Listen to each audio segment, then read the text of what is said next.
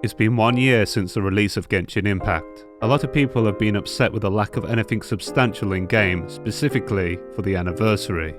Whatever side of the argument you lie, there is no denying that the mishandling of the situation on MiHoYo's part, through silencing and censoring dissenting opinions, have only fueled the flames of frustration. This unfortunately has led to some individuals taking it too far, harassing other individuals, hurting the cause altogether. It should never have gotten to this point. The day I'm recording this is the 30th of September 2021. MiHoYo have issued a thank you in the mail to players with some rewards. These rewards were apparently planned to be in a bundle for purchase. Some believe this simply to be damage control, others think it was planned from the start. Take whatever your bias tells you as fact. I honestly don't care either way, as I never cared for the rewards to begin with. I care more about MiHoYo's lack of communication and how we got to this point. I think a lot of people are misunderstanding the situation by thinking this is just about anniversary rewards. That is simply just the straw that broke the camel's back. For an entire year, MiHoYo's communication with the community has been lacking. It feels like MiHoYo is sitting up there in Celestia watching their player base of mortals run around like chickens. Long threads have been made explaining all the things that have led to this situation. Toxicity exists in all communities, but toxicity on this level needs a catalyst for it to manifest in such an extreme way. That catalyst simply is MiHoYo and their decisions for the past year, and how Genshin Impact functions as a game. This is similar to how Blizzard has created systems and updates that then incentivize toxicity within their community with their game, World of Warcraft. You want to see what's toxic? Is having massive punishment systems for failing systems. These systems in the game create more toxicity than I ever could. This is the game being programmed to be toxic. Some of the most toxic communities exist in competitive games with high stakes, such as that of League of Legends, because the game serves as a catalyst for it. This is not to excuse abusive behaviour in the slightest. Those who actively partake in such activities are indeed toxic, but those who are simply upset and disgruntled are conflated with also being so. However, if those same people feel they are not being listened to, served correctly, or valued as consumers, inevitably, some will become toxic. So let's outline a handful of the problems. The resin system. Oliver Twist just wanted more. Please, sir, I want some more.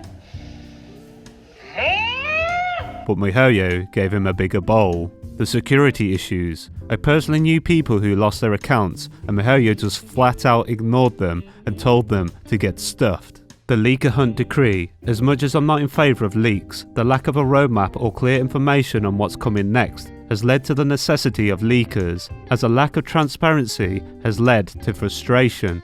Pair this with how heavy-handed they have been when it comes to their approach to stomping them out. Some content creators even got struck for reporting on official material that they accidentally released early themselves on official channels.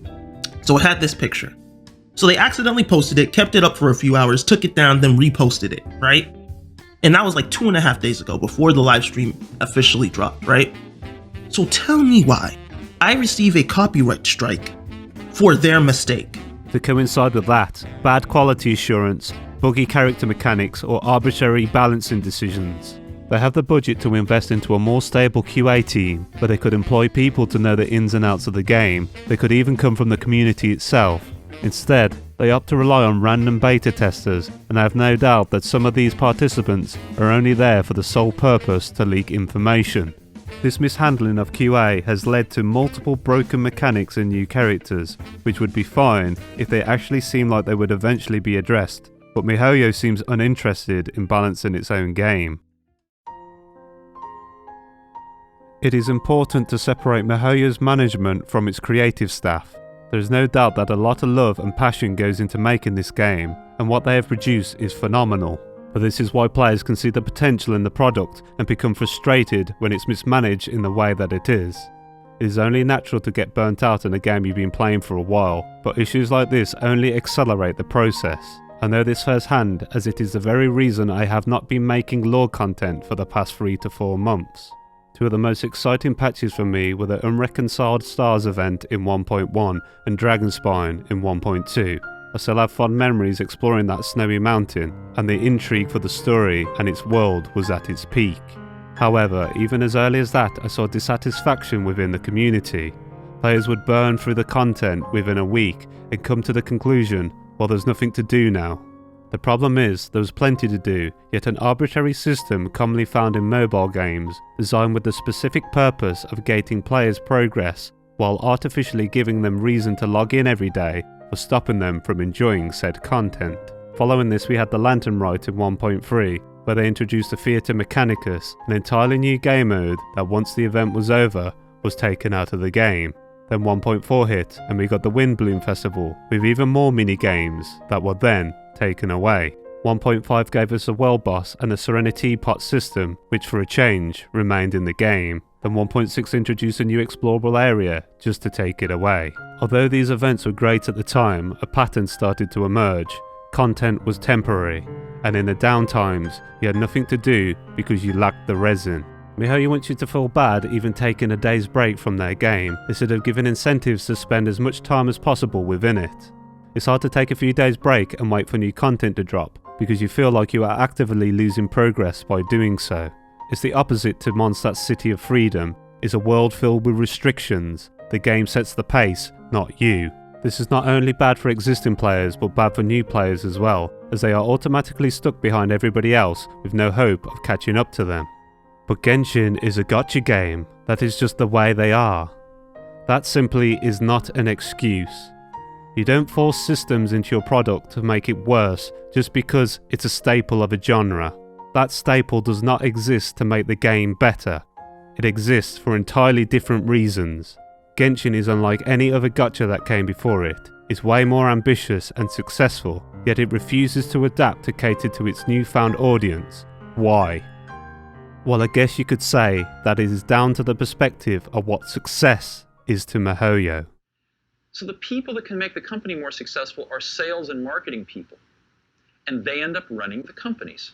And the product people get driven out of the decision-making forums.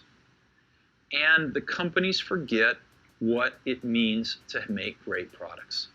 It sort of the product sensibility and the product genius that brought them to that monopolistic position gets rotted out by people running these companies who have no conception of a good product versus a bad product. Genshin Impact is designed for monetization, and by doing so, sacrifices have to be made in order for that monetization model to work. The systems that surround the game are all designed with the sole purpose of getting money from the consumer, all at the expense of a good product. At its core, it is a mobile game. The way this platform works compared to other platforms such as PC and PS4 are diametrically opposed.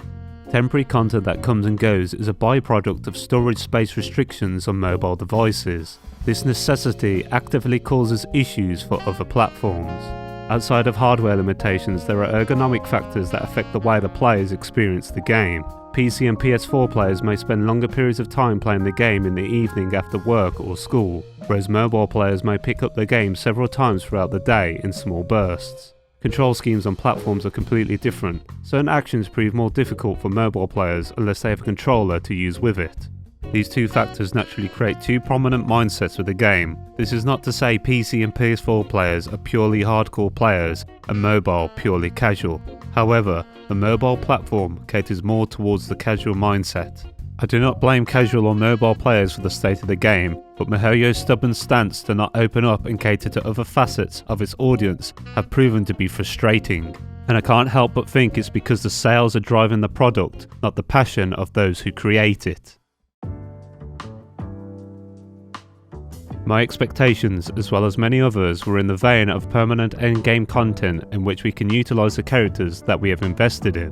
When such content does not exist, people begin to feel like there is no point in playing anymore, and they quit to find something more fulfilling. I'm fine with the more casual aspects we have received through updates, and don't see it as filler as many others do.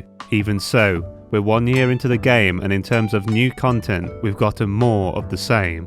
Let me clarify, I am very happy with Inazuma. The locations are amazing, and it did serve to revitalise some of my love for the game. I plan to talk about the world design in future videos, and their obvious improvements. The problem is Genshin Impact doesn't feel like it's grown much over the last year, has become stagnant as a result of its business model. We just got a major update, and besides the new region, there isn't any significant additions when it comes to how we experience the game.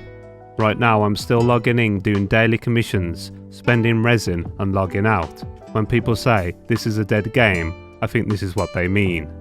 They want us to continue spending money, pulling for characters, while offering us no real content to utilise them in. The core of this game is its exploration and combat, and there are many things they could do outside of new regions that could cater to this core identity. Hell, they could well be working on something already, and next patch it arrives. But I get this feeling it'll just be another timed event to come and go, leaving many players frustrated. I only make this video because I love this game, but oh boy, I sure hate how it's managed.